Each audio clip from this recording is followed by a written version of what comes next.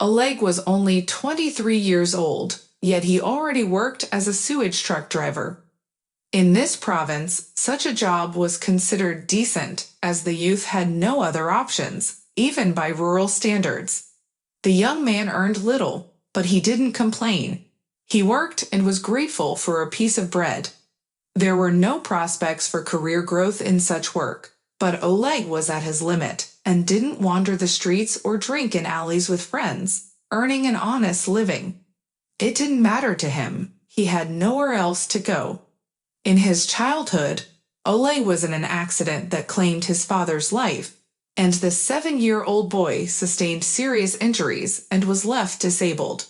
He had hazy memories of that fateful day, as if his memory had cut off, but the disability remained, constantly reminding him of his father. After the death of the head of the family, life became very difficult for Oleg's mother. They were barely surviving. Her son was sick, and she was a pensioner. They needed a lot of money, and the woman worked 3 jobs to be able to provide for the family.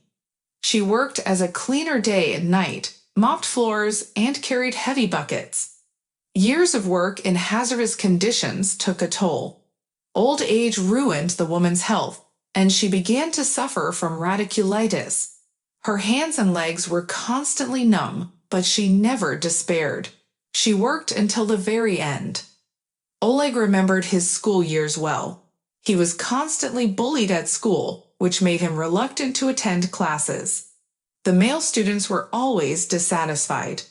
Classmates laughed at his disability, deliberately chasing him so he couldn't escape far. They hit him with their school bags, took away his textbooks and notebooks. The girls wrinkled their noses whenever they saw him in old clothes. Oleg tried to write on every line of his notebook to save paper, but it only invited more mockery from his peers.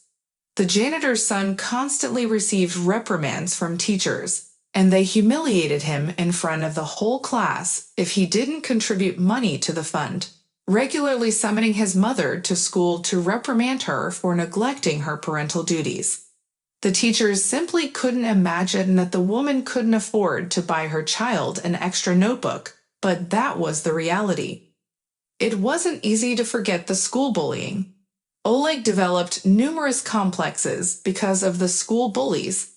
After finishing school, he withdrew into himself and stopped socializing with people. He tried to enroll in university but could only get into the paid department, and he had no money.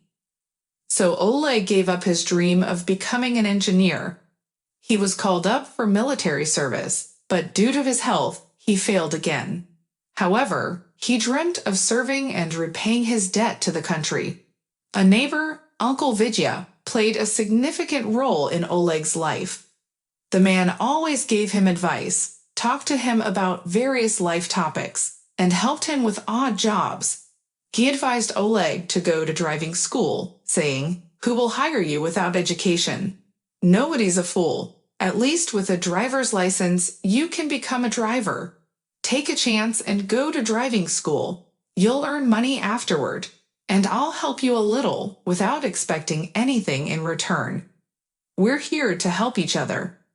Oleg listened to Uncle Vidya's words and went to driving school for driving courses. Having a driver's license gave the young man more opportunities in job hunting. Initially, no one wanted to hire him without experience. The only option for Oleg was to work on the sewage truck, pumping waste. Of course, it wasn't his lifelong dream, but work experience wasn't particularly important here. The prospective supervisor looked at the job applicant through his glasses and muttered under his breath, "Why do I need your experience? It's not Formula 1. You'll manage. You'll learn to remove feces. Then you'll be able to handle anything in life." And that was the decision. Oleg became a sewage truck operator and started receiving his modest salary, which he was immensely grateful for. From the beginning, he approached the job with responsibility and diligence. There wasn't much prestige in it, but what could he do? Young women often shied away from Oleg when he was in his work clothes, carrying vacuum pumps. The young man didn't get upset. He understood that his work served a purpose, and there was no such thing as shameful labor. Oleg had a kind heart. He couldn't pass by any elderly woman without helping her, buying the last bunch of parsley so that grandmothers could go home quickly and stay warm. One day, on his way to work, he picked up a small homeless puppy. The little one ran onto the road and feasted on 5 ruble coins. Out of fear, Oleg rushed onto the road and took the child into the cabin. He spent a month nursing Carmilla, feeding her with milk bottles and putting her to sleep in a box. He grew attached to the dog and couldn't leave her behind, so they left together. The stories of their adventures became more cheerful, and each time they embarked on new acts of kindness. The villagers already nicknamed him Kind Oleg, and he didn't mind. He simply did what his heart told him to do. His mother would often scold him, saying, "You spent the last money on parsley for a poor old lady, but what are we going to do with this parsley? We have plenty in our garden. Now you go and sell it." Oleg remained silent, feeling guilty. He didn't know how to explain to his mother that he simply couldn't walk past an unfortunate old lady. He brought that destitute girl home. She'll grow up. She's a big one now. What should he feed it? Meat? No, it needs porridge. Should he give it bones or the whole thing? Oleg was perplexed. "I don't know who you're so kind-hearted like," the young man said. Did he know who he resembled? It was Grandpa Fama. Just like him, he would give his last to strangers, and they shot him, those he had helped. In the years of famine, he shared his last crust of bread with an acquaintance, and the acquaintance hit him on the head and took the remaining bread. There was an example that being excessively kind and trusting was not advisable, but Oleg believed in people. His mother could scold him for hours, talk about prices, but she would be so exhausted after work that she would fall asleep in the hallway. Then she would affectionately pat his shoulder and say, "You're already in space, my son. Tomorrow is work, mind you. Katya brought us in all sorts of things. I don't have the strength to drink from your kind deeds." Oleg obediently went to his room and collapsed onto his bed. In the morning, he went to work exactly on time. Oleg didn't like being late. That was his essence. When Oleg went to sleep, his mother would sit in the living room and talk to herself aloud, saying, "Of course, I have such a kind-hearted one. Who needs such a nephew? Do you think girls like that? They like the rich, the beautiful, the successful. And you, my limping boy, have no money, just one beautiful eye. Kind-hearted to the core. You'll be alone after my death. No one will need you." But Oleg was already fast asleep, dreaming of a large sewage truck sinking beneath a huge iceberg in the ocean. Early in the morning, before dawn, Oleg jumped out of bed, quickly ate scrambled eggs, had 2 sandwiches, and headed to the district center. It took a lot of time to get to the city, but today he had 2 orders, so he couldn't afford to be late. Oleg cheerfully whistled the melody from a coffee commercial. He drove carefully, not speeding. Oleg didn't like to fool around or chase after adrenaline. He simply did his job and enjoyed it. As he turned a corner, the young man saw a half-naked girl on the road. Yes, she was desperately trying to keep warm. Her lips were blue, as were her legs. She rubbed her body with her hands, but it was evident that she was almost numb. When she saw the car, she waved her hands frantically, asking him to stop. Oleg stopped the car and ran towards the girl. The morning butterfly blushed from head to toe and began speaking in a hoarse voice from the cold. "Hey, can you help me? Don't ask what happened, it would take too long to explain, and I'm freezing. Please help." Oleg hesitated as he looked at the girl in her underwear standing near the woods. He didn't hesitate for long, took off his coat and threw it to the girl. Probably a prostitute, he thought, forced to work and then thrown out of a car. The girl gratefully accepted the coat from Oleg's hands. She looked at him questioningly. Do you have spare pants? I have work overalls, but you'll drown in them. Oleg took out his coveralls from the cabin. The girl eagerly grabbed them from the driver and hurriedly began dressing. Finally, a handsome mechanic stood in front of him, wearing coveralls 3 sizes too big. Oleg laughed, put the beauty in the car, and turned on the heater to warm her up. They drove in silence for the first 5 minutes. Then the young man started asking questions, but the girl preferred to remain silent or said, "Step on the gas, I'm tired of crawling. You drive like a turtle." Eventually, Oleg stopped asking. He drove in silence, occasionally glancing at his companion out of the corner of his eye. When Natasha warmed up and regained her composure, she introduced herself and started a conversation. She didn't go into details, but the conversation turned out quite pleasant. Oleg even felt a connection with Natasha and realized that she wasn't like a night butterfly.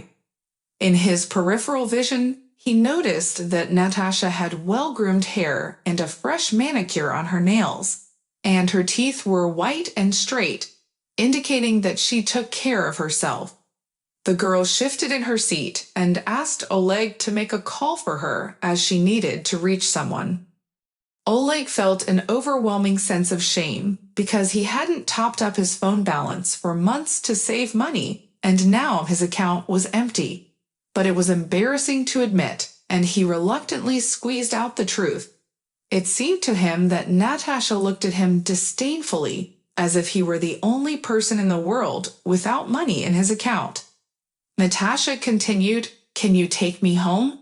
It's not far from here, and I won't be able to get there on my own." Oleg knew he would be late for work, and the government's gasoline would be wasted. He hesitated for a long time, but reluctantly agreed. He felt sorry for the girl, even though it was unclear how she ended up practically naked in the woods. Natasha gave him the address, and Oleg turned left onto a forest road. The address led to a luxurious 2-story mansion located in an elite country estate. The girl got out of the car and asked the driver to honk the horn. A tall, gray-haired man rushed out of the house at the sound. Seeing Natasha, he rushed to hug her, shouting, "How did you get here? Did they let you go? Are you injured?" Natasha replied, "Not here. I'll get the gun." Natasha hugged the man and cried with him. Then she wiped away her tears and said, "There's no one here. Calm down. I know who was holding me. I saw them all and even memorized the license plate numbers. They brought me to an abandoned village not far from here. The house where they kept her was old and barely standing. They didn't feed her and only threw a piece of bread at her. Then they locked her in an old bathhouse, placing a basin under the door. Natasha pushed the basin away from the door and jumped out of the bathhouse window, leaving herself in just her underwear. She ran through the woods, reached the highway, and froze. That's when Oleg, driving by in his work vehicle, picked her up and gave her his clothes. The millionaire warmly thanked Oleg for his help and invited him into the house. He offered the young man money, but Oleg refused. He explained that he helped the girl not for personal gain, but out of kindness. The young man's pride resonated with the old entrepreneur, and he realized that Oleg cared for his daughter. After bidding farewell to Natasha and her father, Oleg went to work.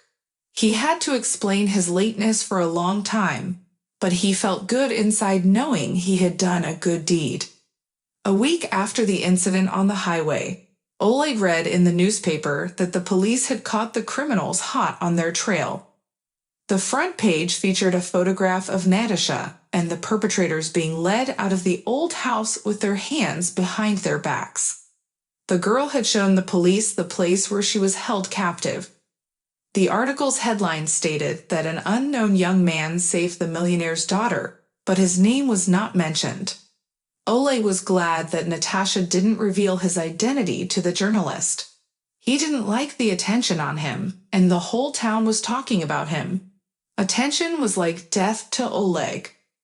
When he returned home from work, Oleg was surprised to see a parked Lexus by the gate. Inside the house, Natalia's father was sitting at the table, drinking tea with pastries, while Oleg's mother, Elena, was bustling around, offering him more.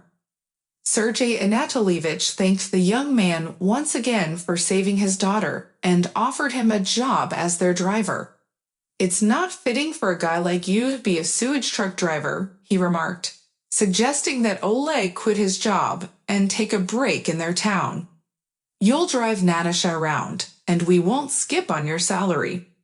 Oleg gladly agreed. Sergei Anatolievich understood that the young man wouldn't accept money just like that. He kept low-key to avoid drawing unnecessary attention, and for Oleg, attention was like death. Gradually, the young man's life started to improve. He enjoyed working as a driver. Belkin became his loyal assistant, and he was very fond of Natasha. She had initially noticed his attractiveness, so she asked her father to hire him as their driver. With his first paycheck, the young man bought new clothes and looked even better. A perfect match. No one laughed at the limping Oleg anymore. Everyone saw a successful young man in him. If you enjoyed the story, please support me by clicking the thumbs up button.